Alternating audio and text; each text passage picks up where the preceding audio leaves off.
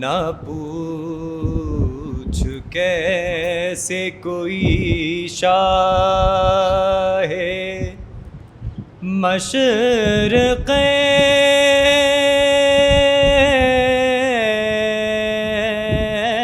مشرقین بنا، نہ پوچھ کیسے کوئی شاہ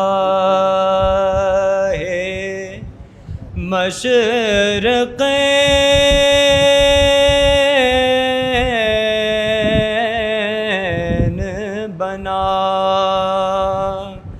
بشر کا ناز نبوت کا نور عین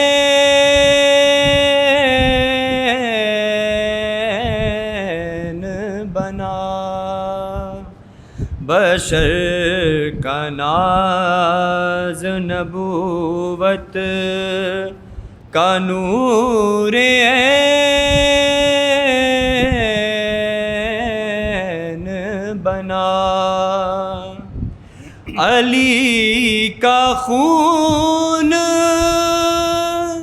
لعاب رسول شیر بطول، علی کا خون لعاب رسول شیر بطول، ملے ہیں جب یہ عناصر تو پھر حسین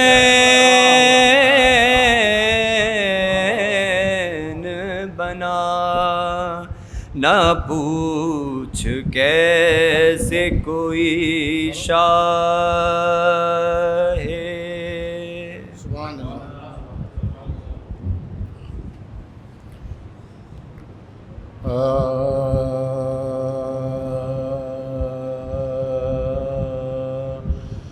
شبیر کے جھولے کو جھلانے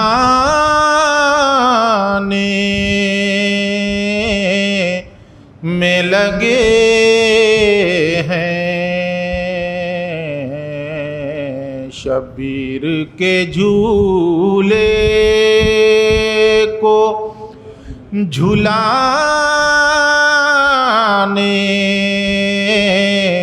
میں لگے ہیں،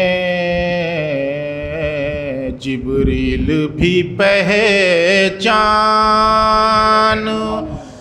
بنانے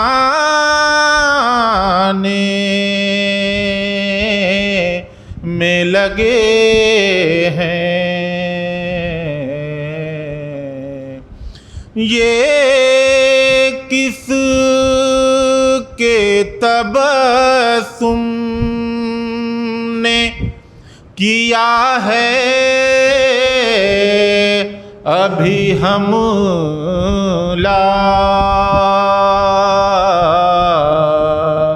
سب تیروں کماں جان بچانے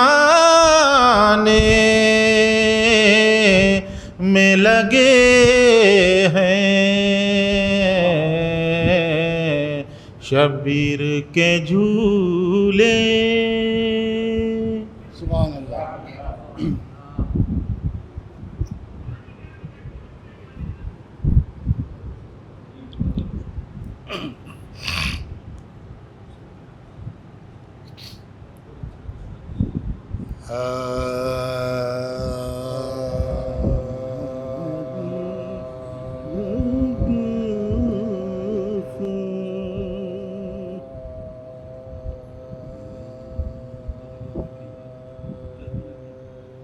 آلہ ہے زندگی کے غموں سے غم حسین، آلہ ہے زندگی کے غموں سے غم حسین مر جائیں ہم جو دور ہو ہم سے غم حسین مر جائیں ہم جو دور ہو ہم سے غم حسین آتے ہیں فرش غم پہ ملائک اسی لیے آتے ہیں فرش غم پہ ملائک اسی لیے تاکہ کبھی جدا نہ ہو ان سے غم حسین تاکہ کبھی جدا نہ ہو ان سے غم حسین آلہ ہے زندگی کے نعرہ صلوات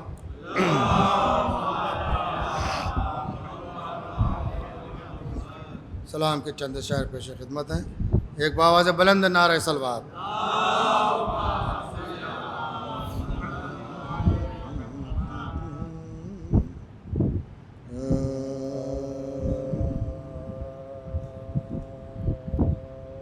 محبت اگر آزمائی نہ ہوتی محبت اگر آزمائی نہ ہوتی محبت اگر آزمائی نہ ہوتی نبی کی خدا تک رسائی نہ ہوتی نبی کی خدا تک رسائی نہ ہوتی نہ آتے اگر بت شکن ہو کے حیدر نہ آتے اگر بت شکن ہو کے حیدر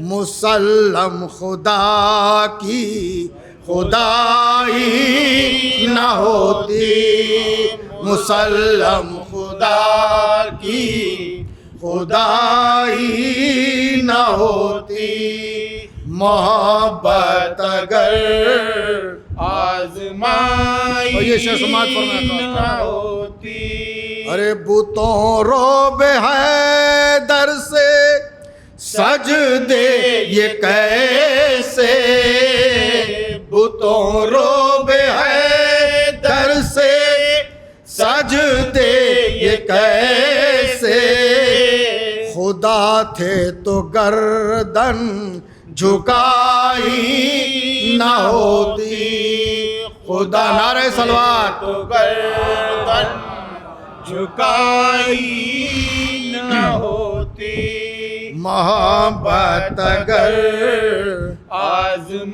آزمائی نہ ہوتی جو دنیا میں نور محمد نہ آتا جو دنیا میں نعرہ صلوات محمد نہ آتا تو روشن یہ ساری خدائی نہ ہوتی تو روشن یہ ساری خدائی نہ ہوتی محبت اگر آزمائی نہ ہوتی علی کو علمگر نہ دیتے پیامبر علی کو علمگر نہ دیتے پیغمبر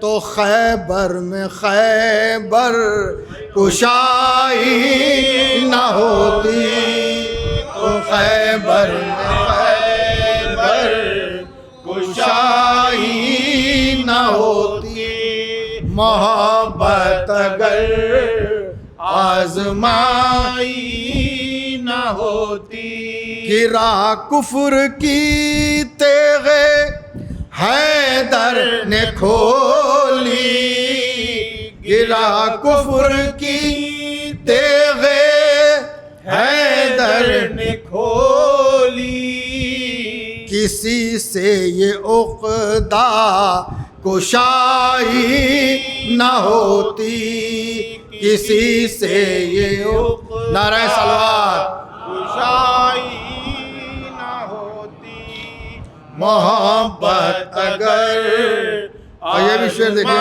آزمائی نہ ہوتی یہ جبریل کہتے ہیں اکثر پروں سے یہ جبریل کہتے ہیں اکثر پروں سے حسام علی آزمائی نہ ہوتی حسام علی آزمائی نہ ہوتی محبت اگر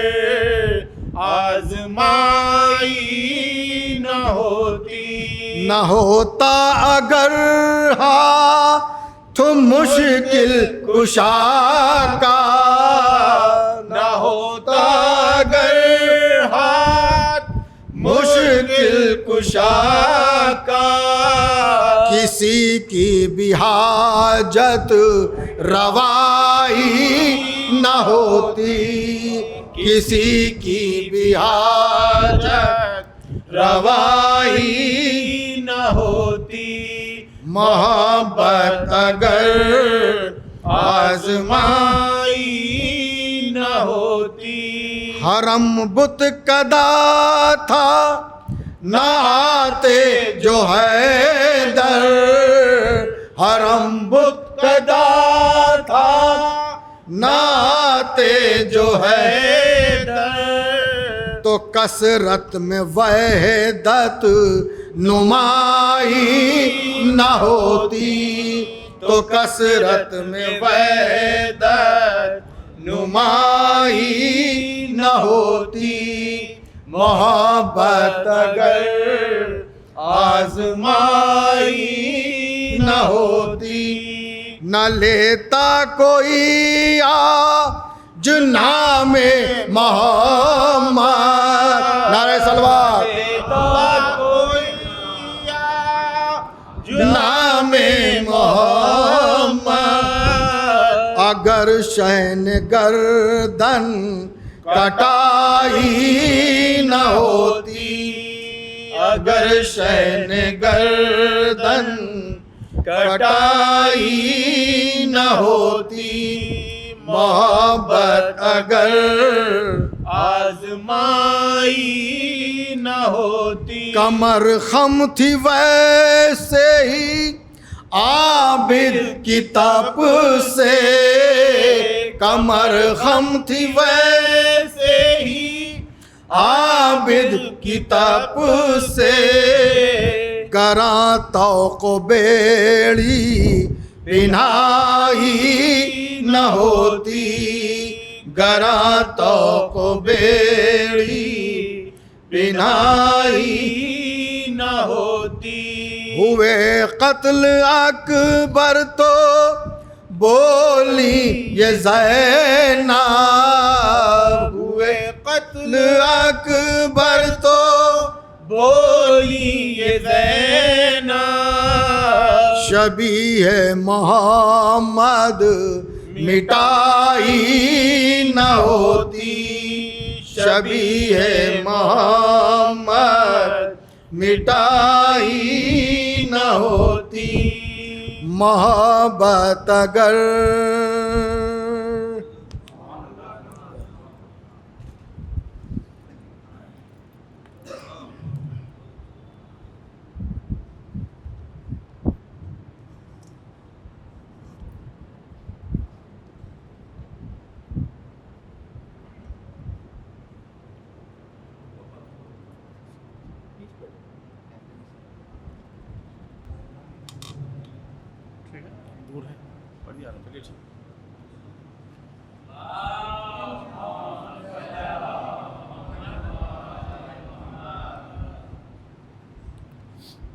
اختر سرسروی صاحب کا ایک کلام پیش ہے.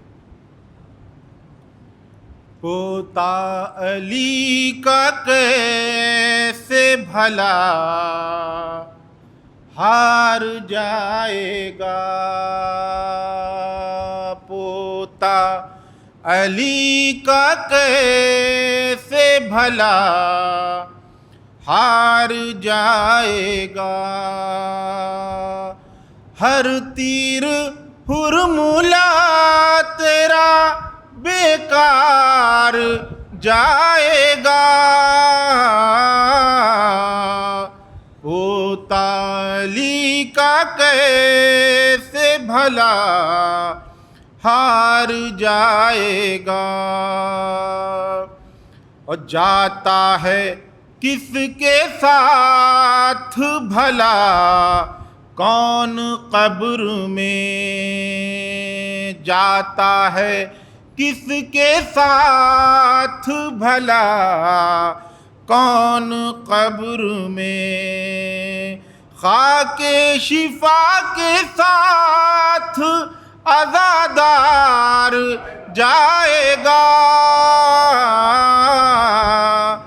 پوتا علی کا کیسے بھلا ہار جائے گا، کیا فائدہ چراغ بجھانے سے اے حسین، ارے کیا فائدہ چراغ بجھانے سے اے حسین، جنت سے اٹھ کے کون سمجھدار جائے گا، جنت سے اٹھ کے کون سمجھدار جائے گا، بہلول تو بہشت بنا اور میں تعزیہ، بہلول تو بہشت بنا اور میں تعزیہ، دیکھیں گے کس طرح کو خریدار جائے گا، پوتا علی کا کیسے بھلا ہار جائے گا، پیدل چلے گی ساری ریا یا یزید کی، پیدل چلے گی ساری ریا یا یزید کی، نیزے پہ کربلا کا زمیندار جائے گا، نیزے پہ کربلا کا زمیندار جائے گا، کرب و بلا میں اتنی کشش بھر گئے حسین، کرب و بلا میں اتنی کشش بھر گئے حسین، جو ایک بار جائے گا ہر بار جائے گا، پوتا علی کا کیسے بھلا ہار جائے گا، نعرے صلوات.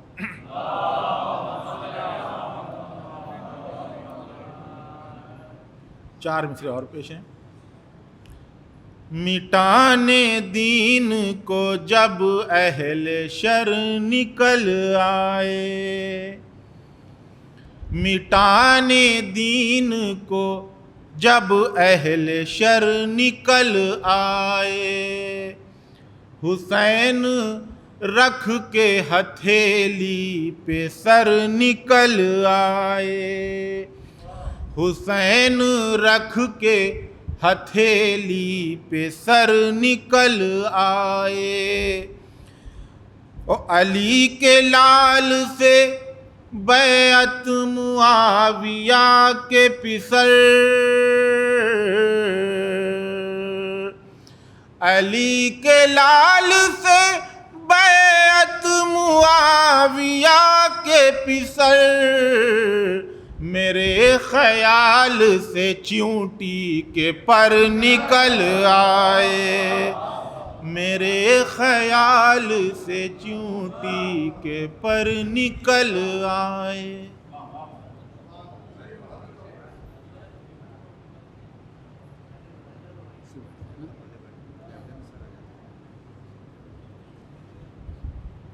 نعرہ سلوات۔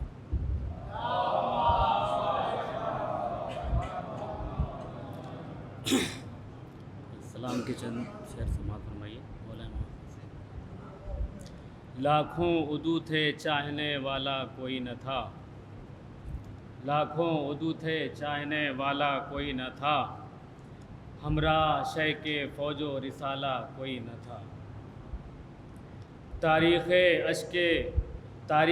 عشق خالق یکتا کے باب میں شبیر سے بلند و بالا کوئی نہ تھا۔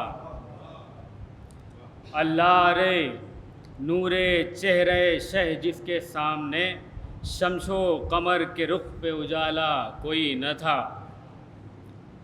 ہم نے جہان صبر میں ڈھونڈا بہت مگر شہ سے جہاں میں افضل و اعلیٰ کوئی نہ تھا۔ لشکر کو ہر کے شہ نے دیا آپ جس طرح، یوں دوسرا کرم کا حوالہ کوئی نہ تھا۔ افسوس وقت رخصت آخر جناب کو، بازو پکڑ کے دے جو سنبھالا کوئی نہ تھا۔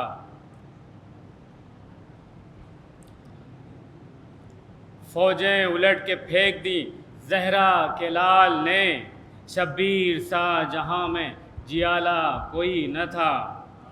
آیا جو وقت عصر تو تنہا تھے شاہدین، ہمراہ شے کے گود کا پالا کوئی نہ تھا۔ حضرت کے جسم پہ نہ لگائے ہوں جس نے زخم، تیغ و تبر نہ تیر نہ بھالا کوئی نہ تھا۔ نیزے برس رہے تھے محمد کے لال پر، گرتے تھے اور سنبھالنے والا کوئی نہ تھا۔ خنجر تلے بھی لب پہ تھی تسبیح کبریا، ہونٹوں پہ شے کے گریہ و نالا کوئی نہ تھا۔ سجدے خدا کو جتنے ہوئے ان میں با خدا، سجدہ حسین جیسا نرالا کوئی نہ تھا۔ اور شہزادے جنا کا جنازہ تھا بے کفن، مظلوم مثل سید والا کوئی نہ تھا۔ عارف چمن پہ فاطمہ زہرا کے بعد عصر، باقی گلاب اور گلے لالا کوئی نہ تھا۔ نعرہ صلوات۔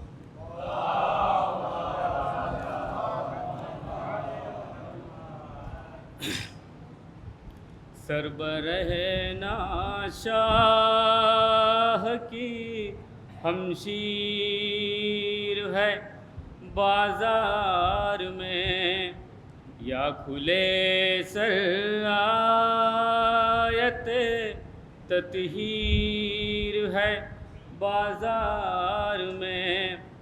سربرہ شاہ کی ہمشیر ہے بازار میں، اور بدعا کرنا نہ زینب دی سرے شہنے صدا، بدعا کرنا نہ زینب دی سرے شہنے صدا، جاں بلب اسلام کی تقدیر ہے بازار میں۔ سربرہ شاہ کی ہمشیر ہے بازار میں، اور تھام لو سجاد بڑھ کر بازوئے زینب ذرا، تھام لو سجاد بڑھ بازوئے زینب ذرا نوکے نیزہ پر سر شبیر ہے بازار میں، نوکے نیزہ پر سر شبیر ہے بازار میں، نوکے نیزہ پر نہیں رکتا ہے سر عباس کا، نوکے نیزہ پر نہیں رکتا ہے سر عباس کا، کیا کھلے سر زینب دلگیر ہے بازار میں، کیا کھلے سر زینب دلگیر ہے بازار میں، اور خطبہ سجاد سن کر رو کے زینب نے کہا، واہ حسین نعرہ تکبیر ہے بازار میں، اور زیر سایہ آ گئے سب جب کہیں سایہ ملا،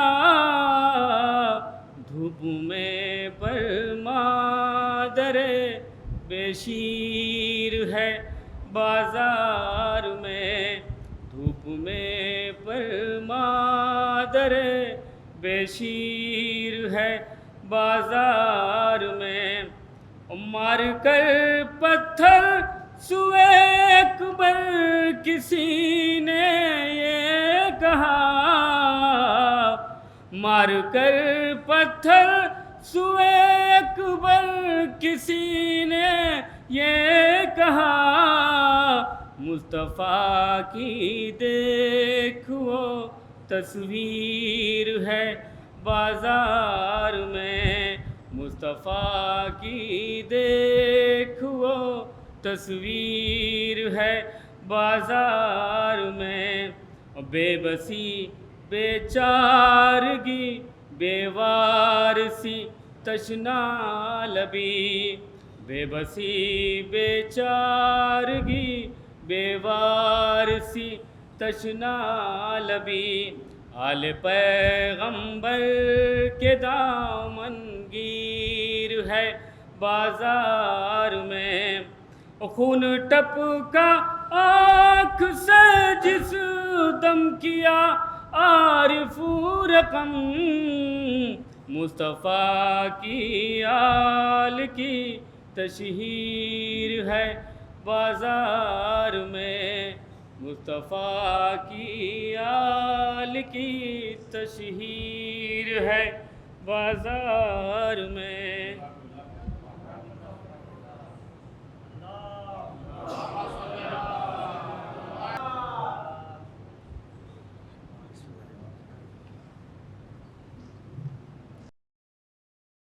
رحم اللہ من قرأ الفاتحہ۔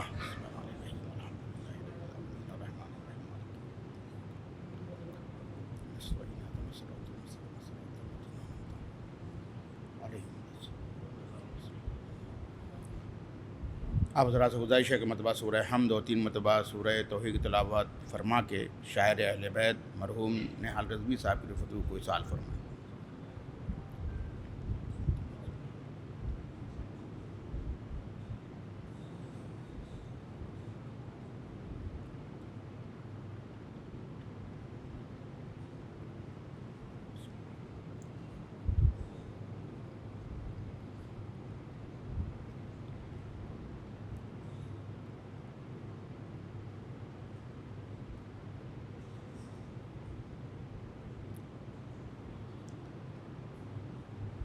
لا حول ولا قوة الا باللہ العلی العظیم، حسبنا اللہ ونعم الوکیل، نعم المولا ونعم النصیر۔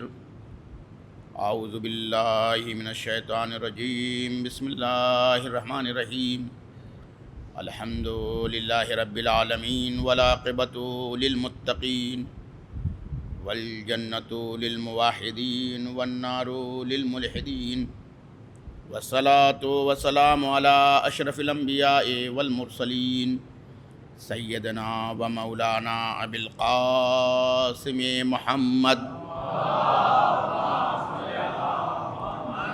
وعلى آله الطيبين الطاهرين المعصومين المظلومين لا سيما بقية الله في الأرضين أرواحنا لتراب مقدمه الفداء ولعنة الله على أعدائهم أجمعين أما بعد فقد قال الله تعالى في القرآن المجيد بسم الله الرحمن الرحيم ومن آياته أن خلق لكم من أنفسكم أزواجا لتسكنوا إليها وجعل بينكم مودة ورحمة صلی اللہ علیہ محمد پر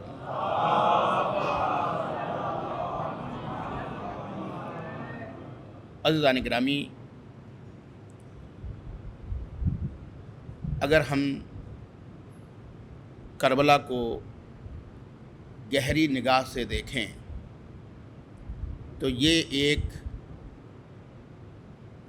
فیملی انقلاب ہے۔ ایک نئے زاویے سے گفتگو کرنا چاہتا ہوں۔ دیکھیے، ہمارے دین نے فیملی اور خانوادے اور خاندان کے اوپر بہت زور دیا ہے، اور اس کی بنیادیں بھی بتائی ہیں کہ اگر ایک خاندان یا فیملی کی بنیاد نیکیوں پر ہو تو اسے شجرہ طیبہ کہا جاتا ہے، اور اگر کسی فیملی کی بنیاد جو ہے وہ گناہوں پر ہو، خباثتوں پر ہو، بے دینی پر ہو تو اس کو شجرہ خبیثہ کہا جاتا ہے۔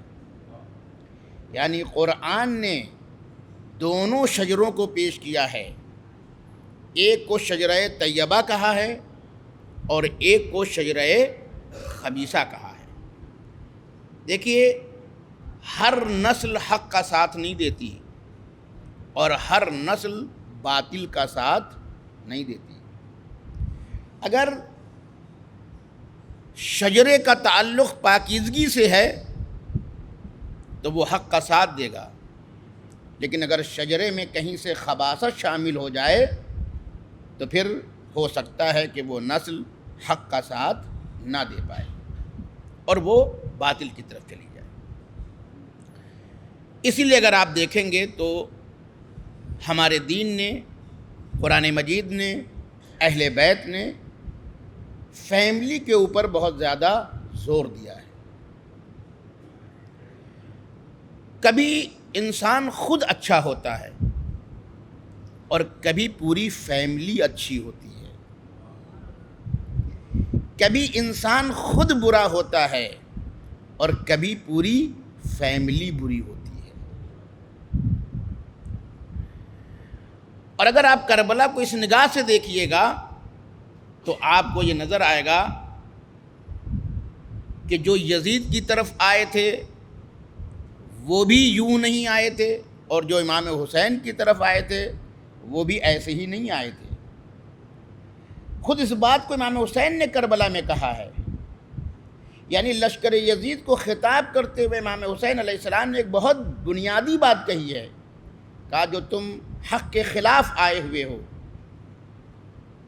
جو تم باطل کی حمایت میں آئے ہوئے ہو، یہ صرف تمہاری خطاؤں کا نتیجہ نہیں ہے، بلکہ تم جن جڑوں سے وابستہ ہو ان کی خطائیں تمہیں محاذ حق کے خلاف لائی ہوئی۔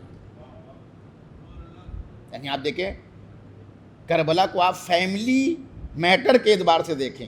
امام حسین کہنا کہ ایک فیملی میٹر بھی ہے کربلا، یزیدیوں کا ہر ایک نے ساتھ نہیں دیا ہے، یعنی ان کا جو بیک گراؤنڈ تھا، ان کا جو شجرہ تھا، اس میں بھی خرابیاں تھیں، اس لیے وہ باطل کے حمایت میں آئے اور حق کے خلاف آئے۔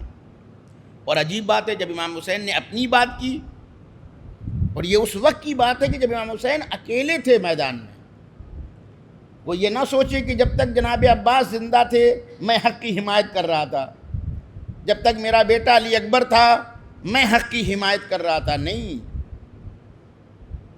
اگر انسان کی جڑیں پاکیزہ ہوں تو وہ تنہا بھی ایک لشکر کے مقابل میں حق کی حمایت میں کھڑا رہے گا. یہ پاکیزگی ہے، شجرے کی پاکیزگی ہے. اسی لیے آپ یہ دیکھیں کہ دنیا میں آج دیکھیں سب ایک طرف ہیں، لیکن جن کا تعلق نسل علی سے ہے وہ ان تمام ممالک میں اکیلے ہونے کے باوجود محاذ حق پر ڈٹے ہوئے ہیں. اور اب ایک بات سامنے کی ہے وہ کہتا چلوں کہ آج بہت سے مسلمانوں کو یہ شکوہ ہے کہ اتنے ممالک ہونے کے باوجود فلسطینی بچے مارے جا رہے ہیں، عورتیں ماری جا رہی ہیں، بوڑھے مارے جا رہے ہیں، بیماروں کو ہاسپٹل میں مار دیا جا رہا ہے، اسکول میں مار دیا جا رہا ہے، کوئی قانون نہیں ہے. حتیٰ کہ آپ دیکھیں کہ جو انٹرنیشنل کورٹ ہے اس نے بھی مجرم قرار دے دیا، جبکہ آپ سوچیں کہ خود وہ حتی الامکان کوشش کرتے ہیں کہ آخر تک وہ کوئی عکس العمل ظاہر نہ کریں. لیکن آج بہت سے لوگ دوسروں کا شکوہ کیا، اپنوں کا شکوہ کر رہے ہیں کہ آخر اتنے بچے بوڑھے مگر ان کے سر پہ جوں نہیں رینگ رہی ہے. تو میں ایک جملہ کہہ رہا ہوں، شکوہ نہ کیجئے. جو قوم اولاد رسول کو نہ رو سکی وہ امت کے بچوں پر کیا روئے گی؟ اور جو اولاد رسول پر رو رہی ہے وہ آج فلسطین کے بچوں پہ بھی رو رہی ہے نا. یہ تو بالکل 2 4 کی طرح مسئلہ آج واضح ہے کہ جو اولاد رسول کو، اور عزیزو اس فرش کی اہمیت سمجھیے کہ اگر یہ فرش ہمارے پاس نہ ہوتا اور اگر یہ ذکر کربلا ہمارے پاس نہ ہوتی، یہاں پر جناب علی اصغر صرف ایک شخص کی طرح نہیں ہے، بلکہ جناب علی اصغر آئینہ بن گئے ہیں تمام مظلوم بچوں کی حمایت کا. کیونکہ ہم علی اصغر کو روتے ہیں، جناب علی اصغر کو رونا، ان کے آئینے میں ہمیں سارے مظلوم بچے نظر آتے ہیں. لیکن جو جناب علی اصغر کو نہیں رو سکتے وہ پھر امت کے بچوں کو کیا روئیں گے. تو ایک بہرحال تو آپ دیکھیں کہ خود کربلا میں امام نے اپنے فیملی بنیادوں کی طرف اشارہ کیا ہے کہ میں جو حق کی حمایت میں یکو تنہا کھڑا ہوا ہوں وہ صرف میری خوبی کا نتیجہ نہیں ہے، بلکہ میں جن پاکیزہ آغوش سے وابستہ رہا ہوں، میں جن پاکیزہ اسلاب سے وابستہ رہا ہوں، وہ مجھے اجازت نہیں دیتے کہ میں یزید جیسے ناخلف کی بیعت کر کے ان کی نیک نامیوں پر پانی پھیر دوں. تو اس کا مطلب ہے کہ نیک شجرے سے وابستہ انسان کو یہ فکر ہوتی ہے کہ وہ اپنے شجرے کی نیک نامی کو بچائے. اور اسی لیے میں جوانوں سے بھی ایک میسج دینا چاہتا ہوں، ایک پیغام دینا چاہتا ہوں کہ اگر وہ جو نیک نامی ہے وہ شجرے سے وابستہ ہے، اور اگر کسی اور راستے سے آپ فیملی بنائیں گے تو وہاں نیک نامی نہیں ہے. اگر آپ شرعی اصولوں کے ذیل میں آ کر کے فیملی بنائیں گے تو اس کے اندر یہ خوبی ہے. اور اگر خدا نخواستہ آپ نے آج کے کلچر کے اعتبار سے کہ یہ سارے مسائل ان کو بھی بیان کرنا ضروری ہے، آج ہمارے جوانوں کے سامنے اس کو بیان کرنے کی ضرورت ہے. خدا نخواستہ انسان شجرہ طیبہ سے رہتے ہوئے لیو ان ریلیشن شپ کی طرف چلا جائے اور اپنے شجرہ طیبہ کو خبیثہ میں تبدیل کر دے تو اس سے بڑی مصیبت اور کوئی نہیں ہوگی. توجہ چاہ رہا ہوں حضرات گرامی، جوانوں کو بتانے کی ضرورت ہے کہ آپ جس شجرے سے تعلق رکھتے ہیں وہ شجرہ طیبہ ہے، اور اگر آپ نے کوئی دوسرا راستہ اپنایا تو وہ کہاں لے جائے گا آپ کو؟ شجرہ خبیثہ کی طرف لے جائے گا. اور جب شجرہ خبیثہ ہے تو وہاں سب کچھ ہو سکتا ہے مگر دین نہیں ہو سکتا. وہاں محبت اہل بیت نہیں رہ سکتی ہے.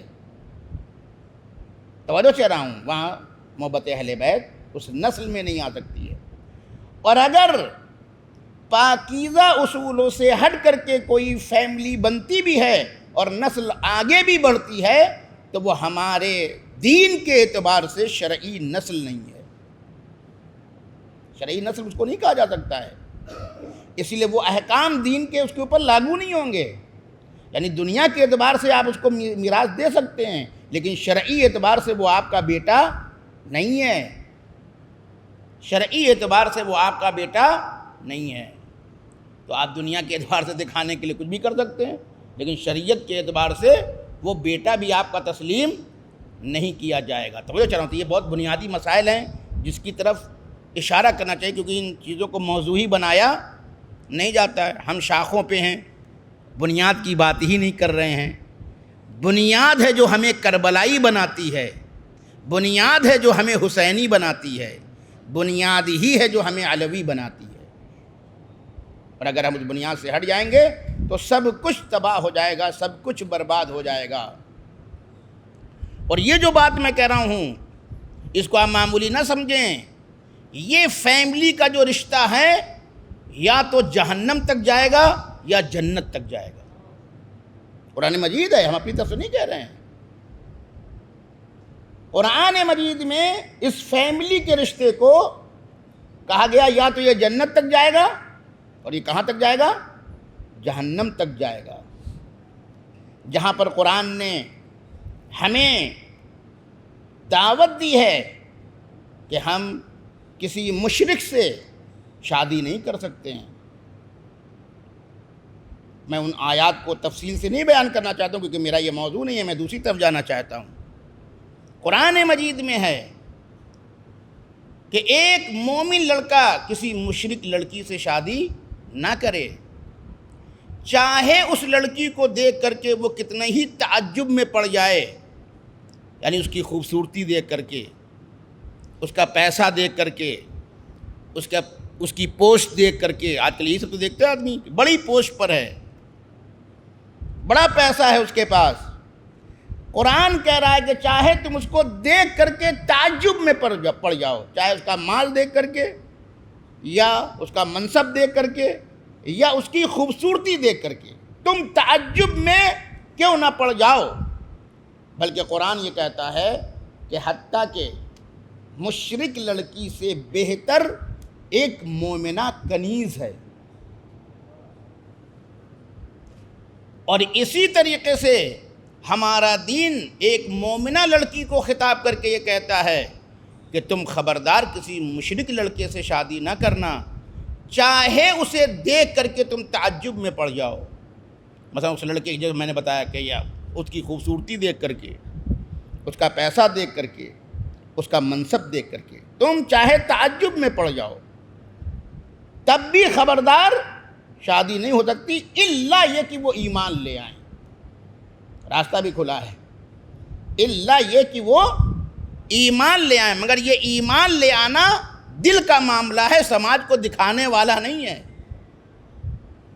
مگر یہ کہ وہ ایمان لے آئیں. پھر قرآن کیا کہتا ہے, خدا کیا کہتا ہے, کہا کہ دیکھو ایک راستہ میں نے بتایا اور ایک راستے پہ تم جانا چاہتے ہو. اگر تم نے مشرک سے شادی کیا تو صرف دنیا ہی کا معاملہ نہیں ہے, یہ تمہیں کہاں لے کر کے جائیں گے, یدعون الی النار, وہ تمہیں دعوت دیتے ہیں جہنم کی طرف, جبکہ اللہ تمہیں دعوت دے رہا ہے جنت کی طرف اور مغفرت کی طرف. توجہ چاہ رہا ہوں. تو اس لیے میں نے کہا اس فیملی میٹر کو آپ معمولی نہ سمجھیں, اس سے دنیا بھی وابستہ ہے, اس سے آخرت بھی وابستہ ہے. اور آج دیکھیے یہ سب مسائل اس لیے بھی آ رہے ہیں کہ بہت سے مسائل ہمارے پاس سامنے آ رہے ہیں کہ آج بہت سے بچے پچھتا رہے ہیں لیکن اب ان کے پاس راستہ نہیں ہے, وہ اس راستے پر گئے. ابھی میں ایک جگہ گیا ہوا تھا, وہاں ایک معاملہ ایسا آیا کہ آپ سوچئے کہ ایک مومن لڑکے نے مشرک لڑکی سے شادی کر لی, 2 بچے ہو گئے, کئی سال رہے اور اس کے بعد وہ بچوں کو لے کے چل پڑی اور اب وہ پچھتا رہا ہے. تو نہ دنیا کے رہے نہ آخرت کے رہے اور الٹا مقدمہ ٹھوک دیا. اور وہی مقدمہ بھی کون سا جو آج کل چل رہا ہے, سمجھ رہے ہیں آپ؟ یعنی مقدمہ بھی الٹا ٹھوک دیا. کون سا مقدمہ جو آج کل چل رہا ہے؟ تو عزیزان گرامی, دنیا کا بھی نقصان کرو گے اور آخرت کا بھی کیا کرو گے؟ نقصان کرو گے. تمہاری نسل بھی تمہاری نہیں رہ جائے گی, تمہاری اولاد بھی تمہاری نہیں رہ جائے گی. جبکہ ہمارے یہاں یہ اتنی بنیادی چیز ہے کہ جب ہم مردے کو قبر میں لٹاتے ہیں تب بھی ہم رشتے کو بیان کرتے ہیں کہ اے فلاں ابن فلاں, ہے نا؟ تو اس کا مطلب ہے کہ یہ رشتہ لحد تک جا رہا ہے. یاد رکھیے یہ کوڈ ورڈ ہے. یہ آج کے اعتبار سے بچوں کو سمجھاؤں تو یہ پاس ورڈ ہے تلقین کا. یہ تلقین تب کھلے گی جب ابنیت ثابت ہو جائے, اور اگر ابنیت ثابت نہیں ہے, میں نے کہا کہ اگر غیر شرعی طریقے سے فیملی وجود میں آئی ہے تو ابنیت نہیں ہے, تو اگر تلقین بھی پڑھ لیجئے تو کچھ جانے ہی والا نہیں ہے. جائے گا تبھی جب یہ پاس ورڈ کھلے گا. اور وہ پاس ورڈ کیا ہے؟ اے فلاں فلاں کے بیٹے, یعنی تیرا باپ بھی پاکیزہ تھا اور تو بھی پاکیزہ ہے. تیرے باپ کی زندگی بھی پاکیزہ تھی, تیری بھی زندگی پاکیزہ تھی. تو بہرحال میں اس موضوع پر نہیں جانا چاہتا تھا, میں صرف کربلا کے حوالے سے بتانا چاہتا ہوں کہ کبھی آپ نے یہ بات سوچی کہ امام حسین علیہ السلام کی یہ بہت بڑی کامیابی ہے کہ پوری فیملی نے آپ کا ساتھ دیا. دیکھیے آج جو مسائل ہیں آپ کو بہتر ہے جب تک آپ کے جیب میں پیسے ہیں تو بیوی بھی آپ کا ساتھ دے گی, اور پیسے ختم ہو جائیں تو بیوی بھی آپ کو لات مار دے گی. ہے یا نہیں؟ ہو رہا ہے یا نہیں ہو رہا ہے؟ آپ یہ سوچئے کہ کربلا میں بھوک ہے, کربلا میں پیاس ہے, کربلا میں مصیبتیں ہیں. آپ کوئی جھوٹا قول لے کے آئیے کہ امام کی کسی بیوی نے یہ کہا ہو کہ آپ یزید کی بیعت کر لیجئے, کب تک ہم لوگ پریشان رہیں گے. چھوٹی بچیاں ہیں, جناب سکینہ چھوٹی بچی ہے, کبھی یہ بچی کہتی بابا ہم کتنی مصیبت میں پڑ گئے ہیں, اب ہم سے پیاس. یعنی میں بتانا چاہتا ہوں کہ امام حسین علیہ السلام کی یہ بہت بڑی کامیابی ہے کہ جہاں ظاہری دنیا کے اعتبار سے ظاہری کچھ بھی نہیں ہے, نہ پانی ہے, نہ کھانا ہے, نہ آسائش ہے, نہ آرام ہے, بلکہ مصیبتوں کے پہاڑ ہیں, اس کے باوجود بھی پوری فیملی نے امام کا ساتھ دیا اور ایک لمحے کے لیے بھی مخالفت نہیں کی. امام نے بتایا یہ ہوتا ہے شجرہ طیبہ, یہ ہوتا ہے شجرہ طیبہ, کہ جہاں انسان ہر مشکلات کو برداشت کر لیتا ہے لیکن رشتوں میں وفا پائی جاتی ہے, رشتوں میں وفا پائی جاتی ہے. اسی لیے اگر کربلا کو آپ کو سمجھنا ہے تو رشتوں کے الفاظ سے سمجھیے کہ وہ ایک دوسرے کو, دیکھیں ہم ایک دوسرے کو جب خطاب کرتے ہیں تو اس سے پتہ چلتا ہے کہ ہم میں اور اس کے رشتے میں کتنی گہرائی ہے. حدیث کسا نے اسی چیز کو تو ثابت کیا ہے کہ جب امام حسن آتے تو کیا کہتی ہیں بی بی فاطمہ زہرا, ثمرۃ فؤادی قرۃ عینی, اے میری آنکھوں کی ٹھنڈک, اے میرے میوے دل. آپ سوچئے کہ کس قدر گہرائی ہے اس رشتے میں, یعنی ماں اور بیٹے کے اس رشتے میں کتنی گہرائی ہے.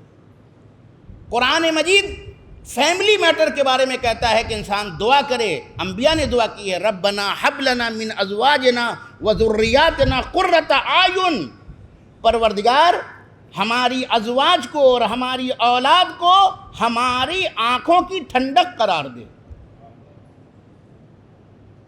آج دیکھیے بعض لوگوں کے لیے کیا ہے, فیملی آنکھوں میں کانٹا ہے, چبھ رہی ہے.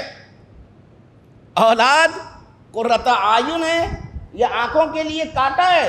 اگر کسی کی آنکھ میں کوئی پھانس پڑ جائے تو کتنی تکلیف ہوگی, کتنی تکلیف ہوگی، بہت تکلیف ہوگی نا. تو آج رشتے ایسے ہی ہو گئے ہیں.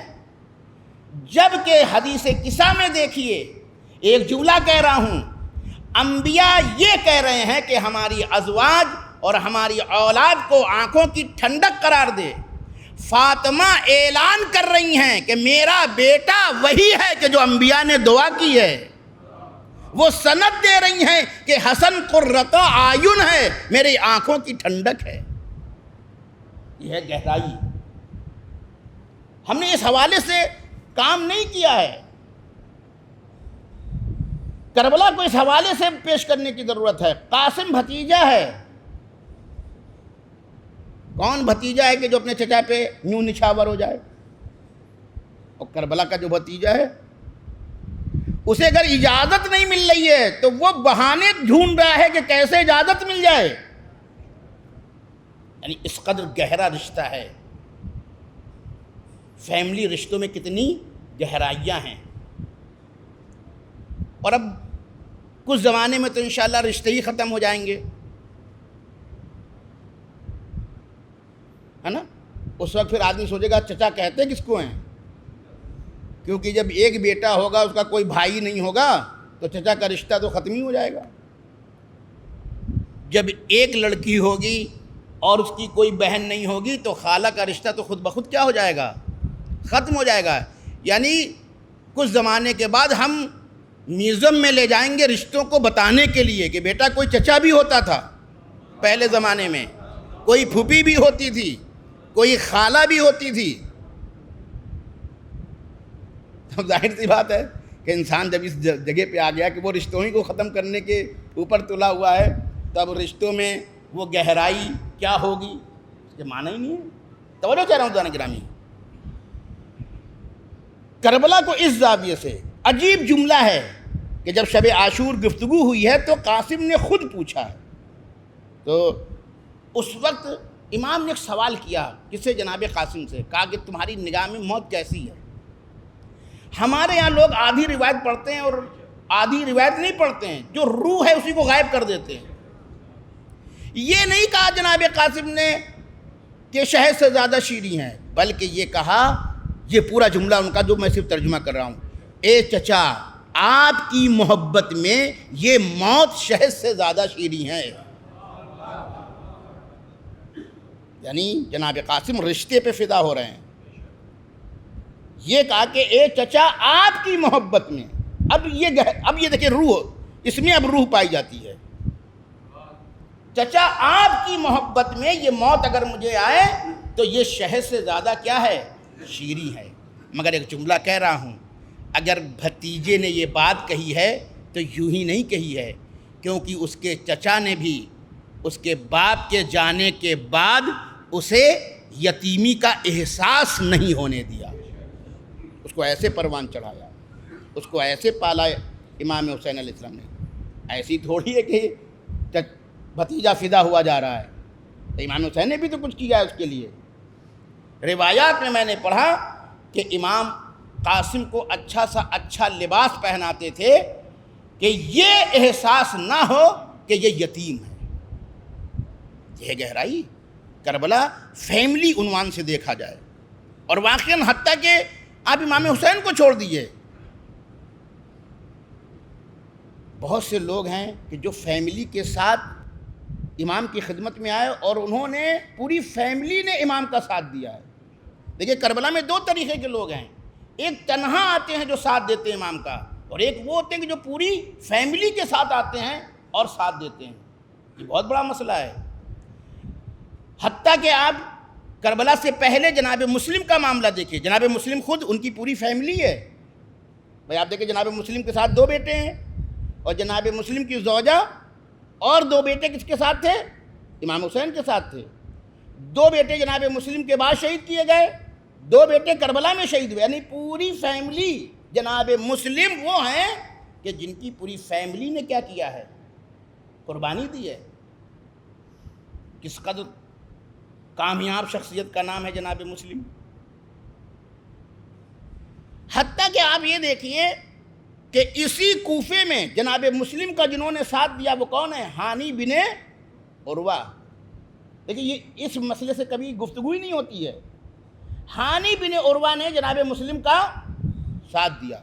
کیا صرف ہانی بن مسلم نے ساتھ دیا یا ان کی پوری فیملی نے ساتھ دیا؟ ان کی پوری فیملی نے ساتھ دیا. آپ جانتے ہیں کہ جناب مسلم ہانی کے یہاں مہمان ہوئے ہیں اور جناب ہانی کی پوری فیملی نے جناب مسلم کی کیا کی ہے؟ خدمت کی ہے. خطروں میں کھیل کر کے ان کو رکھا ہے. جب ہانی کو گرفتار کر کے لے جایا گیا ہے تو ابن زیاد نے کیا پیشکش رکھی تھی؟ کہا کہ بس مسلم کو میرے حوالے کر دو، تمہارا جو احترام ہے وہ باقی رہے گا، تمہاری جو جائیداد ہے وہ باقی رہے گی، تمہیں یہاں سے زندہ جانے دیا جائے گا، تم اپنی دنیا پر برقرار رہو گے. انہوں نے کیا کہا؟ کہا کہ ہم جان دے سکتے ہیں مگر مسلم کو تمہارے حوالے نہیں کر سکتے. اب ایک جملہ آپ کے حوالے کر رہا ہوں، دیکھیے جناب ہانی کے حوالے سے ایک بات کہہ رہا ہوں. کوفے والے کس کو بلا رہے تھے؟ امام حسین کو. امام حسین خود گئے یا اپنے نائب کو بھیجا؟ نائب کو بھیجا نا. عجیب بات کہنے جا رہا ہوں. امامت کا راستہ نیابت سے گزرتا ہے. ہم بھی ایک آنے والے کا انتظار کر رہے ہیں، تو ان کا راستہ بھی کہاں سے گزر رہا ہے؟ نیابت سے گزرتا ہے. اور جو انسان نیابت کا ساتھ دیتا ہے پھر وہ وقت کا نصر اللہ بنتا ہے. نائب امام کا ساتھ دینا یہ کوئی آسان کام نہیں ہے. دیکھیے کوفے والے ناکام ہوئے کہ نائب کا ساتھ نہیں دے سکے، لیکن جن لوگوں نے ساتھ دیا، البتہ یہ کوئی آسان کام نہیں ہے. کہنے کے لیے تو ہم جو چاہیں لفاظی کر لیں. بہت اس زمانے میں آرڈر یہ تھا کہ جو امام حسین کے مقابل میں نہیں جائے گا اس کا گھر گرا دیا جائے گا، اس کی جائیداد چھین لی جائے گی، جو نظر آئے گا قتل کر دیا جائے گا. ایسے سخت احکامات تھے. تو اب میں ایک جملہ آپ کے حوالے کر رہا ہوں. دیکھیے عجیب ہے، جناب ہانی کی فیملی، پوری فیملی نے امام کا ساتھ دیا. کیسے؟ نائب جب آیا تو ہم نے کہا اس فیملی نے نائب کو اپنے گھر مہمان رکھا اور ان کی خدمت کی. انہی کے وجہ سے جناب ہانی گرفتار ہوئے، ان کو حوالے نہیں کیا، شہید کر دیے گئے. اب ایک جملہ کہوں، ہانی شہید راہ نائب امام. مسلم نائب امام ہے، جناب مسلم کے لیے شہادت دی، ان کو بچانے کے لیے انہوں نے اپنی شہادت دی. تو گویا نائب امام حسین کے لیے انہوں نے کیا کی؟ اپنی جان قربان کر دی. امام خود نہیں آئے تھے، امام نے اپنا نائب بھیجا تھا. لیکن کربلا میں انہی ہانی کا بیٹا یحییٰ وہ کربلا پہنچا اور امام کی راہ میں اس نے کیا کی؟ قربانی دی. تب توجہ چاہ رہا ہوں، باپ ہو تو ایسا کہ شہید راہ نائب امام، اور پھر جب نائب کا ساتھ دیتا ہے تو نسل کو یہ توفیق ملتی ہے کہ وہ خود راہ امام حسین میں شہید ہوتا ہے. بہت اہم فیملی ہے جناب ہانی کی. آپ جانتے ہیں کہ جناب ہانی کی جو زوجہ ہیں ان کا روایات میں جو نام لیا گیا ہے وہ رویحہ نام ہے ان کا، جناب رویحہ. یہ اپنے بیٹے کو لے کر کے، یعنی جناب ہانی شہید ہو چکے ہیں، یہ کس قدر اہم لیڈی ہے، خاتون ہے، کتنے مضبوط ارادوں کی مالک ہے، کس قدر نیک ہے کہ وہ خود اپنے بچے کو لے کے گئی. یعنی شوہر شہید ہو چکا ہے اور اپنے بچے کو لے کر کے گئی، اور ظاہراً مقام سالبیہ میں جناب ہانی کی زوجہ اپنے بیٹے یحییٰ کے ساتھ امام حسین کے قافلے سے کیا ہوتی ہیں؟ ملحق ہوتی ہیں. کربلا میں یحییٰ امام حسین علیہ السلام کی راہ میں شہید ہو جاتے ہیں. اور رویحہ کیا ہوتی ہیں؟ توجہ سے رہا ہوں. رویحہ جناب زینب کے ساتھ اسیر ہوتی ہے اور اسیر ہو کر کے کوفہ و شام تک جاتی ہے. تو توجہ کہہ رہا ہوں، پوری فیملی لیجئے. میں نے کہا شوہر شہید راہ نائب امام، بیٹا خود شہید راہ امام، اور جو بیوی ہے وہ جناب زینب کے ساتھ شریک ہے امام حسین کی مشن کی تبلیغ میں. یعنی پوری فیملی، توجہ چاہ رہا ہوں، یہ ہے پوری فیملی کہ جو امام کا کیا کر رہی ہے، ساتھ دے رہی ہے. اسی کوفے کی بات کر رہا ہوں. آپ جانتے ہیں کہ جناب میثم تمار جس وقت جناب مسلم کوفے میں شہید ہوئے، وہ نہیں تھے میثم تمار وہاں پہ. میثم تمار گئے ہوئے تھے، وہ سفر پہ تھے. جب وہ آئے ہیں تب جناب مسلم کی شہادت ہو چکی تھی. یہ کربلا میں، یعنی روایات میں یہ ہے کہ امام حسین کے کربلا تک میں پہنچنے سے 10 دن پہلے ان کی شہادت کوفے میں ہوئی ہے. کس کی؟ میثم تمار کی. توجہ چاہ رہا ہوں. یعنی آپ دیکھیں خود خواتین کا کردار آپ دیکھیں کہ کس قدر اہم ہے. ان کو بھی بیان کرنے کی ضرورت ہے. ہماری خواتین بھی ان مجالس کو سن رہی ہیں، تو ظاہر سی بات ان کو سمجھنا چاہیے کہ کربلا میں خود خواتین کا کردار کتنا اہم تھا. جہاں فیملی ہے تو اس فیملی کے ایک اہم رکن کیا ہے؟ خاتون ہے.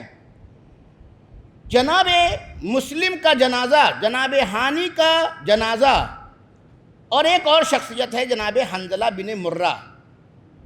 یہ جب کوفے میں آئے باہر سے، اور جب انہوں نے 2 جنازوں کو دیکھا، ان کی بے حرمتی دیکھی، اور جب ان کو پتہ چلا کہ جناب مسلم کا جنازہ ہے، تو انہوں نے اس کے خلاف ایکشن لیا.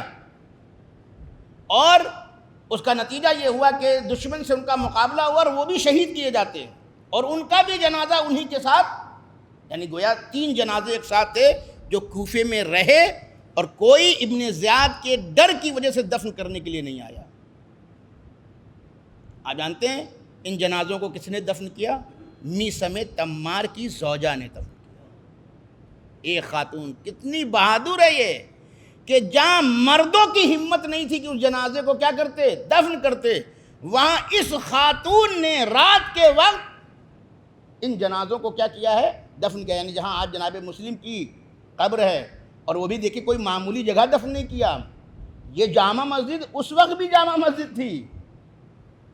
یعنی رات میں مرکزی جگہ پر اس خاتون نے، اس کی بصیرت تو دیکھیے، اس کی بصیرت تو دیکھیے کہ اس نے 3 جنازوں کو وہاں پر دفن کیا. اور صرف جناب ہانی کی زوجہ اس مسئلے کو جانتی تھی، کیونکہ میثم تمار اور جناب ہانی ایک دوسرے کے پڑوسی تھے.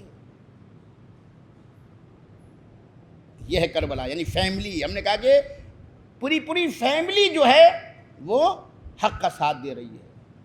یہ ہے انسان کی کامیابی. اور کبھی کبھی انسان کیا ہوتا ہے، پوری فیملی خسارے میں ہوتی ہے. قرآن نے ان کو بھی پیش کیا ہے، کربلا نے ان کو بھی پیش کیا ہے کہ پوری فیملی تھی جو باطل کا ساتھ دیتی ہے، اور قیامت تک کے خسارے میں کیا ہو جاتی ہے، چلی جاتی ہے. اور اب ایک بات اور آپ کی خدمت میں عرض کر دوں کہ کربلا کو ہم 2 حیثیت سے بھی دے سکتے ہیں. ایک تو آج جو فیملی کا کانسیپٹ ہے، اور ایک وہ کہ جو پہلے کا کانسیپٹ ہے.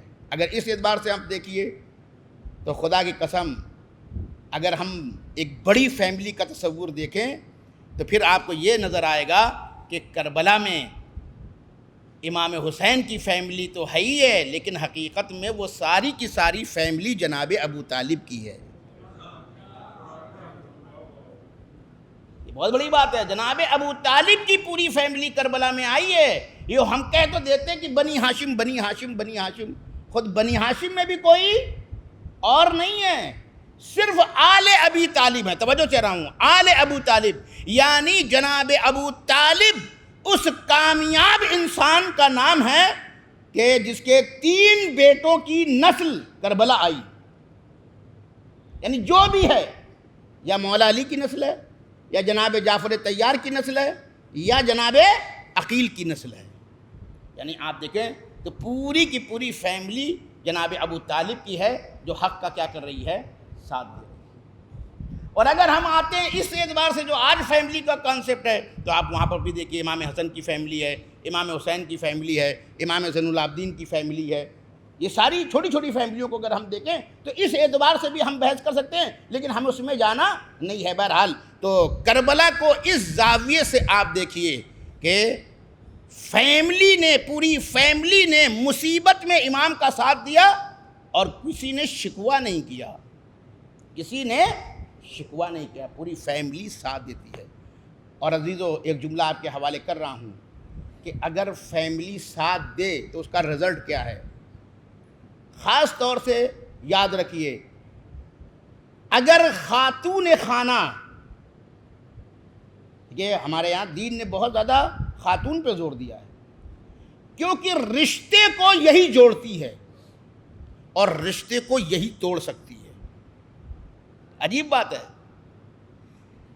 رشتوں کو جو جوڑ کے رکھ سکتی ہے وہ عورت ہے، اور رشتوں کو جو تباہ کر سکتی ہے وہ بھی عورت ہے۔ اگر تباہ کرنے پر آئے تو جنگ جمل گواہ ہے،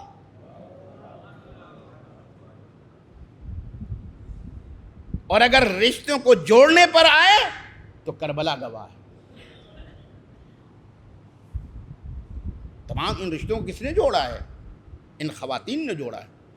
اور یہی چیز دیکھیں، حدیث قصہ کو ہمارے یہاں شادی میں پڑھا جاتا ہے، تو شادی میں کیوں پڑھا جاتا ہے؟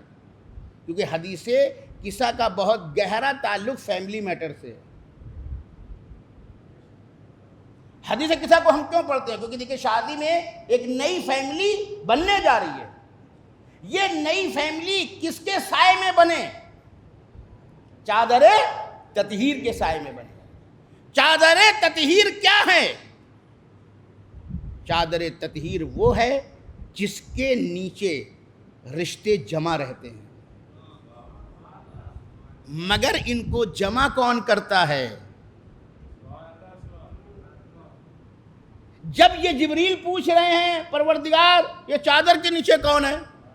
بھائی جناب جبریل آپ بڑے اناڑی ہو گئے، آج تو ان میں سے کس کو نہیں جانتے آپ رسول کے پاس آ چکے ہیں، مولا کے پاس آ چکے ہیں، بی بی فاطمہ زہرا کے پاس آ چکے ہیں، امام حسن امام حسین کے پاس آ چکے ہیں، ان میں سے کس کو نہیں پہچانتے آپ؟ کہنے کہ میں پہچانتا سب کو ہوں، لیکن آج بیک گراؤنڈ کچھ الگ ہے۔ ہمیں وہ بیک گراؤنڈ بتانا ہے کہ آج نبی کو خاص طور سے بیٹی کے گھر بلایا گیا، انہوں نے اپنی بیٹی سے چادر مانگی اور اس چادر کے نیچے کون جمع ہوئے؟ رشتے جمع ہوئے۔ اب عزیز ایک جملہ کہوں، ایک خاتون کی چادر کے اندر سارے رشتے جمع رہ سکتے ہیں۔ یہ ہے اصل میسج جو حدیث قصہ دینا چاہتی ہے۔ عورت کے دامن میں رشتے پروان چڑھتے ہیں، بشرطے کہ وہ عورت سمجھے کہ اس کی حیثیت کیا ہے، اور اگر نہیں سمجھتی تو پھر جو آج ہو رہا ہے وہ ہو رہا ہے، وہ آپ کے سامنے۔ چادر تطہیر یہ فیملی میٹر ہے، کا تمام رشتے اس چادر، وہ چادر کس کی تھی؟ جناب فاطمہ زہرا کی تھی، ہے نا؟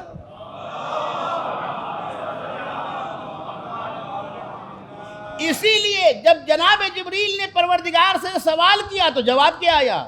ہونا تو یہ چاہیے تھا کہ یہ پیغمبر ہیں ان کی بیٹی، یہ پیغمبر ہیں ان کے داماد، یہ پیغمبر ہیں ان کے نواسے، کا نہیں، رشتوں کا محور کون ہے اس وقت؟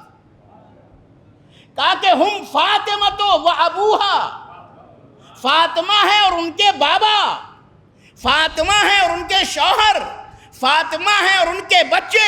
یعنی جب رشتوں کی مرکزیت کو بیان کرنا ہوا تو جو مرکز کائنات رسول تھا وہ ذریعہ تعارف نہیں بنا۔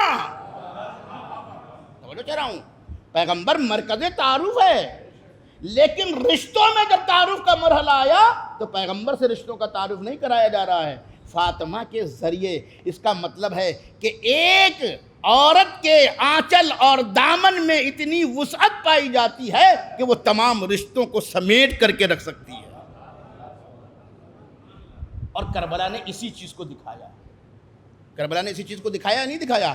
آپ دیکھیں کہ کربلا نے اسی چیز کو ہمارے سامنے پیش کیا ہے کہ تمام رشتوں کو ان خواتین نے سنبھال کر کے رکھا، اور کسی بھی رشتے پر آنچ نہیں جاتی۔ بس آخری بات اور آپ کی زحمت تمام کر دوں. اور اگر آپ دیکھیں ہم زیارت وارثہ پڑھتے ہیں نا، اے آدم کے وارث، اے نوح کے وارث، اے ابراہیم کے وارث. دیکھیے فیملی میٹر کتنا گہرا ہے. یہ ہے فیملی میٹر. یعنی امام حسین کربلا میں صرف اپنے باپ کی نیک نامی کی بچانے کے لیے نہیں آئے تھے، بلکہ اپنے سلسلہ نسب کے تمام آباء اور اجداد کی وراثت بچانے آئے تھے.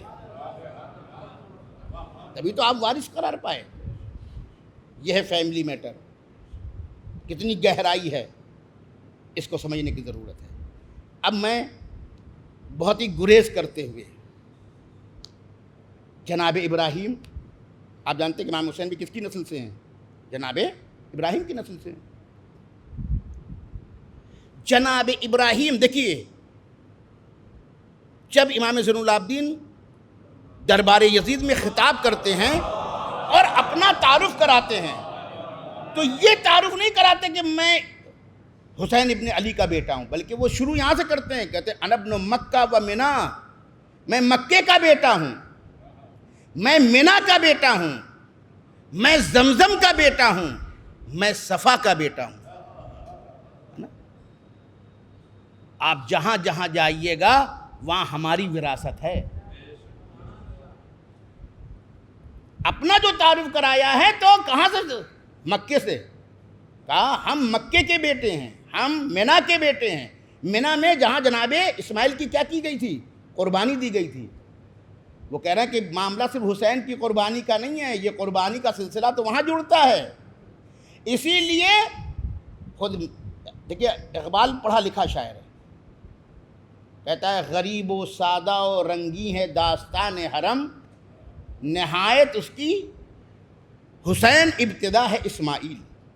وہ کہتا ہے کہ امام حسین تو اس کی انتہا ہے، مگر اس کی ابتدا کا نام کیا ہے؟ اسماعیل ہے.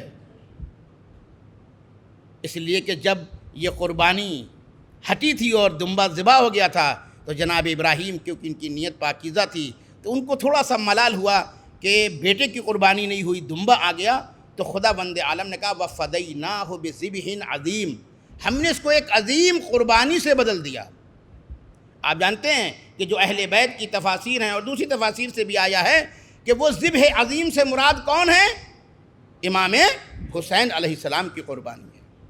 اسی لیے اقبال نے ایک دوسرے شعر میں بھی اس نقطے کی طرف اشارہ کیا. وہ پڑھا لکھا شاعر تھا، تفسیروں پہ اس کی نگاہ تھی. وہ کہتا ہے اللہ اللہ بائے بسم اللہ پدر، مانیے ذبح عظیم آمد پسر. وہ کہتا ہے اگر باپ کا تذکرہ کروں تو وہ بسم اللہ کی بے ہے، اور اگر بیٹے کا تذکرہ کروں تو وہ ذبح عظیم کا معنی اور مفہوم ہے. یہ ہے اقبال.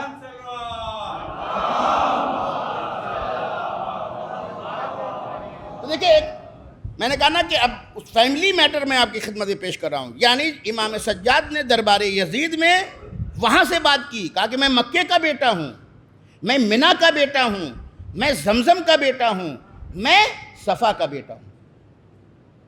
تو اب آتے ہیں، یعنی امام حسین علیہ السلام اگر کربلا میں آئے ہیں تو اس فیملی کی وراثت لے کے آئے ہیں.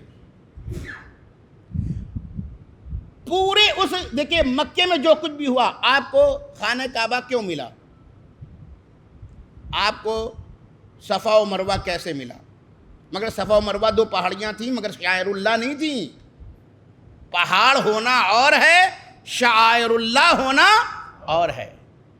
مگر جب ایک نبی کی زوجہ اپنے بچے کے لیے پانی کی تلاش میں دو پہاڑیوں کے درمیان دوڑے تو اللہ اس کے نقش قدم کی وجہ سے اسے شاعر اللہ قرار دے دیا.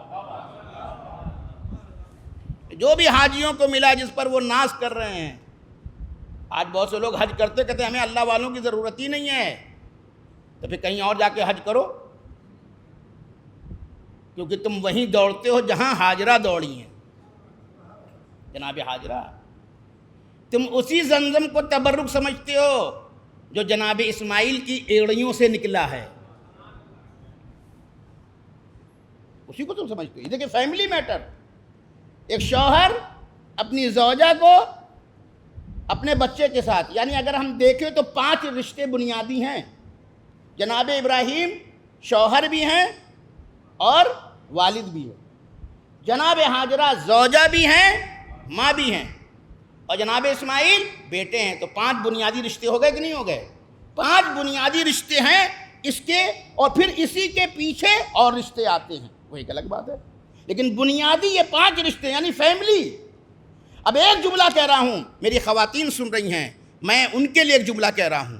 دیکھیے جناب ابراہیم اپنی زوجہ کو اور ایک چھوٹے سے بچے کو لے کے ایک ایسی جگہ آئے جہاں نہ کوئی آبادی تھی، نہ کوئی پانی تھا، نہ کوئی کھانے پینے کا انتظام تھا. اگر ایک زوجہ اپنے شوہر کی اطاعت کر کے صحرا میں رہ جائے تو اسے شہر مکہ بنا دے. یہ ہے فیملی میٹر کی گہرائی بتا رہا ہوں میں. ایک زوجہ، ایک بیوی اگر اپنے شوہر، آج کی کوئی بیوی ہوتی تو کیا کہتی؟ بڑے میاں تمہارا دماغ خراب ہو گیا، ہم کو یہاں جنگل میں لا کے چھوڑ دیا ہے. تو یہ تو کہتی کہ نہیں کہتی؟ اور اگر یہ کہتی تو یہ سب ملتا؟ نہیں ملتا. توجہ کہہ رہا ہوں، آج جو کچھ بھی ہے، اب ایک جملہ کہہ رہا ہوں، خدا کی قسم اس بیوی کا کیریکٹر دیکھیں. میں اب بنیاد بتا رہا ہوں کہ عورت ہے بنیاد. ایک عورت جب اپنے شوہر کی اطاعت کر لے اور اس اطاعت میں اگر وہ صحرا میں رک جائے تو جہاں پانی نہ ہو وہاں زمزم نکال دے. جہاں خانہ خدا ابھی بن کے تیار نہیں ہوا، ارے یہ بہت بڑی بات کہنے جا رہا ہوں. عام طور سے لوگ اپنا گھر بناتے ہیں، مگر اگر ہاجرہ دین کی پابندی کرے تو اب اللہ کا گھر بنائے گی. بیت اللہ بنا ہے نا، اس خاتون کی وجہ سے بیت اللہ بنا. اور جب بیت بنے گا تب اہل بیت آئیں گے. جب کعبہ بنے گا تو مولود کعبہ آئے گا. جب ابراہیم اسماعیل کی قربانی دیں گے اور نتیجے میں اللہ ان کو امامت دے گا تو اب دعائے ابراہیم یہ ہوگی کہ ذریت کو بھی امامت ملے. کہا ایک کعبہ بنانے والے ابراہیم تو نے امام مانگا ہے تو اب میں اپنے گھر سے ہی تجھے اپنا امام دوں گا. اسی لیے علی، مولا علی. اور عجیب بات ہے، میں خطبہ پڑھ رہا تھا جناب فاطمہ بنت اسد کا، کہ جب وہ کعبے کے پاس آئیں تو جو انہوں نے جملے کہے ہیں، میں بہت دیر کے بعد میں بہت دیر تک سوچتا رہا کہ آخر اس کے معنی کیا ہیں. آپ جانتے ہیں کہ جب جناب فاطمہ بنت اسد آئی ہیں کعبے کے پاس، جب کھڑی ہوئی ہیں تو ایک جملہ کہا، اس میں یہ کہتی ہیں کہ میں اپنے جد ابراہیم کی تصدیق کرتی ہوں. تو میں بہت دیر تک اچنبھے میں پڑ گیا کہ تمام رشتوں میں جناب ابراہیم کا تذکرہ جناب فاطمہ بنت اسد خاص طور سے کیوں کر رہی ہیں؟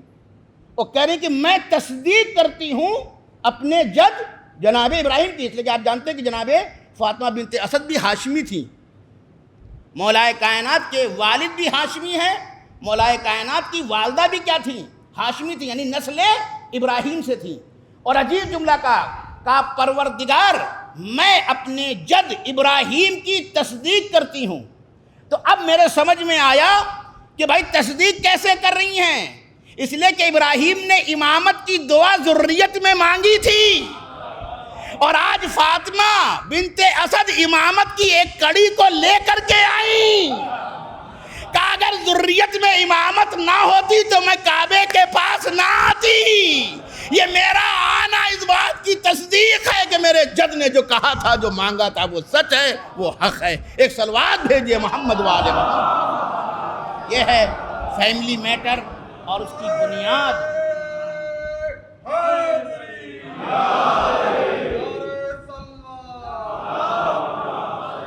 اور بس گریز کر رہا ہوں. تو جب ایک خاتون اپنے شوہر کی اطاعت دین کی وجہ سے کرتی ہے تو جہاں کچھ نہیں ہوتا وہاں زمزم بھی آ جاتا ہے، شہر بھی بس جاتا ہے، اللہ کا گھر بھی بن جاتا ہے، کاروان حج چل پڑتے ہیں، نسل امامت آ جاتی ہے، بیت ہوتے ہیں تو اہل بیت یہ سب اسی کی طرف جاتے ہیں، اسی کی طرف جاتے ہیں. یہ ایک فیملی ہے، اسی لیے اس کی طرف اشارہ کیا کس نے؟ امام سجاد نے. اور بس عزیزو ہمیں کربلا میں بھی یہی نظر آتا ہے کہ ان بیویوں نے بھی کیا کیا، ان بیویوں نے بھی جنہوں نے دین کا ساتھ دیا، جنہوں نے امام حسین کی اطاعت کی. توجہ چاہ رہا ہوں تو اس کے نتیجے میں کیا نکلا نظر آتا ہے. اس سے پہلے کربلا صرف ایک میدان تھا اور آج شہر کربلا بن گیا ہے. صرف شہر کربلا ہی نہیں بن گیا ہے بلکہ ایک کربلا وہ سرزمین ہے جو تمام انسانوں کو جوڑنے کے لیے سنگم کا کام کر رہی ہے.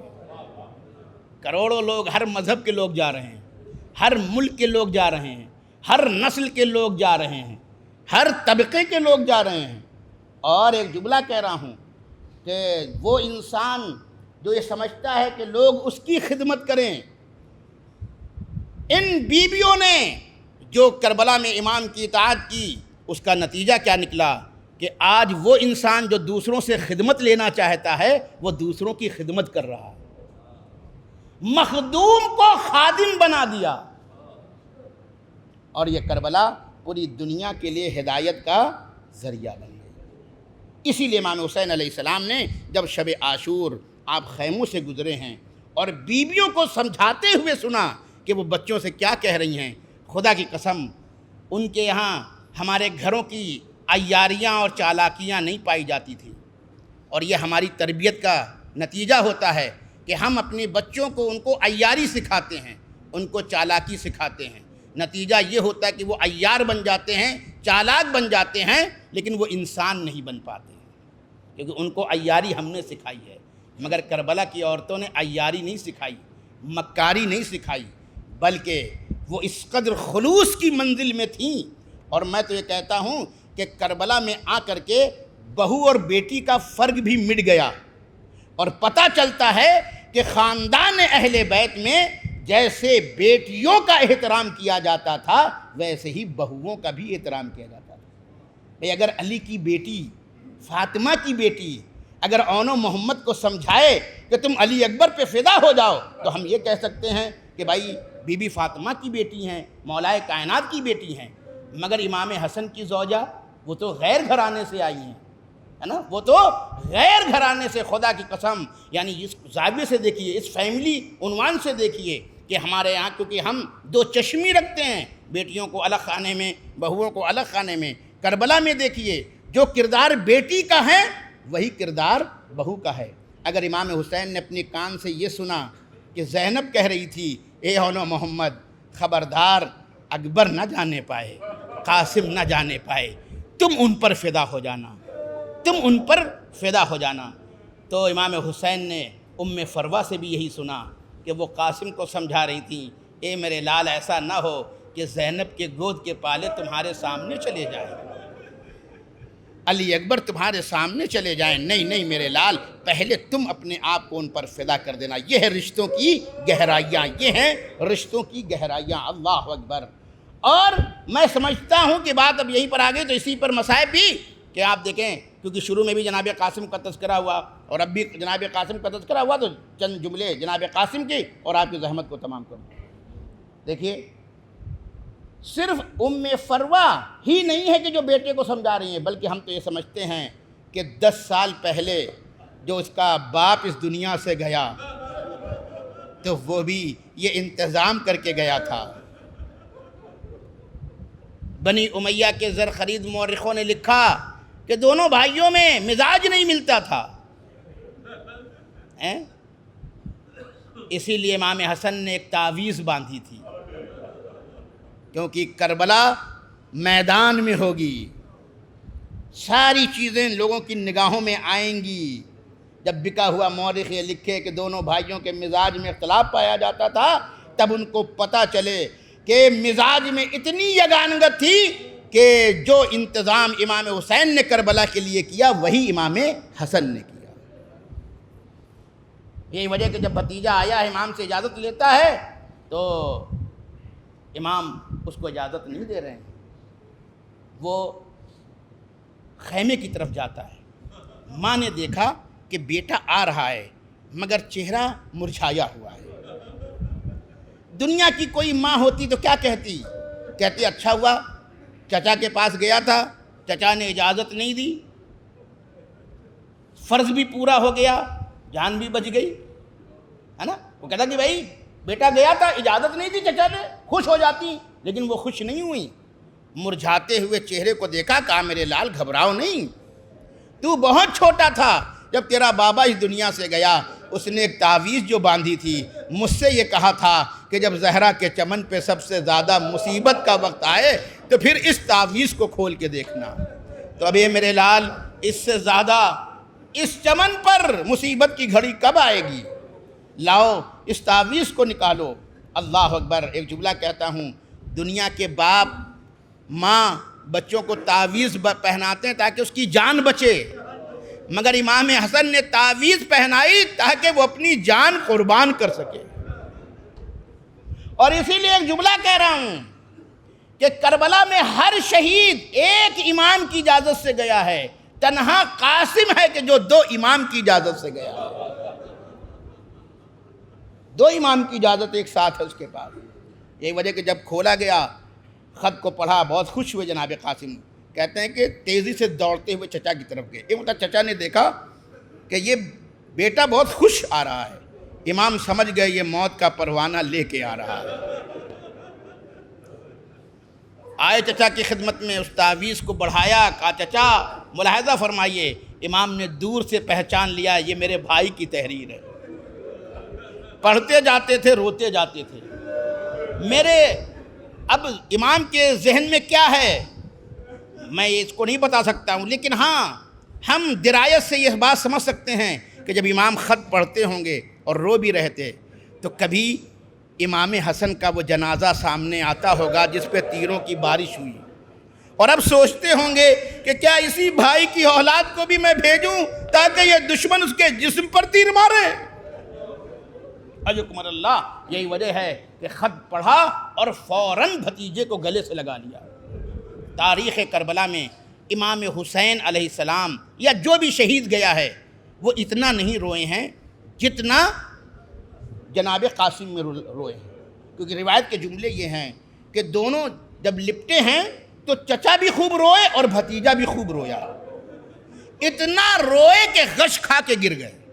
یہ ہے کربلا کی تاریخ میں، یعنی علی اکبر گئے، امام نے فوراً اجازت دے دی، حتیٰ کہ لپٹایا بھی نہیں، روئے بھی نہیں امام، لیکن قاسم کو لپٹا کے اتنا روئے، دونوں اتنا روئے، یعنی بھتیجا بھی اور چچا بھی اتنا روئے کہ غش کھا کے گر گئے۔ عزیز، جب ہمارے ہاں کوئی بے ہوش ہو جاتا ہے تو سب سے پہلے کیا مانگا جاتا ہے؟ پانی لاؤ، کہ ہم ان پر پانی چھڑکیں۔ آپ سوچئے وہ زینب کس منزل میں ہوگی جس کا بھائی بھی بے ہوش تھا، جس کا بھتیجا بھی بے ہوش تھا اور پانی نہیں تھا۔ میں کہتا ہوں کہ زینب نے اپنے آنکھوں سے آنسو برسائے ہوں گے جو کبھی امام حسین کے رخسار پہ گرتے ہوں گے اور کبھی جناب قاسم کے رخسار پہ گرتے ہوں گے، اور انہوں نے وہ کام کیا ہوگا جو پانی کرتا ہے۔ ایک مرتبہ غش سے افاقہ ہوا، دونوں اٹھے، امام نے اپنے ہاتھ سے قاسم کو سوار کیا، اپنے ہاتھ سے تلوار حمائل کی، سجایا۔ ایک نفسیاتی جملہ کہہ رہا ہوں، خدا کی قسم، امام حسین علیہ السلام کے لیے سب سے سخت ترین منزل ہے قاسم کو رخصت کرنا۔ دلیل وہ میں دلیل دے رہا ہوں۔ دلیل یہ تھی کہ جناب قاسم کو امام حسین علیہ السلام نے زندگی بھر ایسے پالا کہ وہ یتیم نہ لگے۔ بڑی نفسیاتی بات ہے۔